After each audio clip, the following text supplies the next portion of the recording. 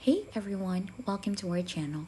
In today's video, I'm going to show you how to turn off iPhone is too close alert on iOS 17 Easy Guide. This alert is part of screen distance, which is a feature of iOS 17 designed to protect your eyes. This will remind you to hold your iPhone too close.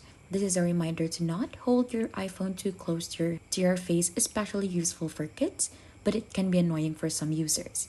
To turn this one off, you'll just need to head onto the settings of your device. Once you're here on the settings, just click on screen time. Here on screen time, you should be able to see the screen distance.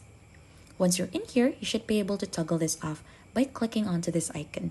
So this feature will reduce eye strain and the risk of myopia in children. So this will alert you to hold an iPhone or iPad with Face ID at a recommended distance.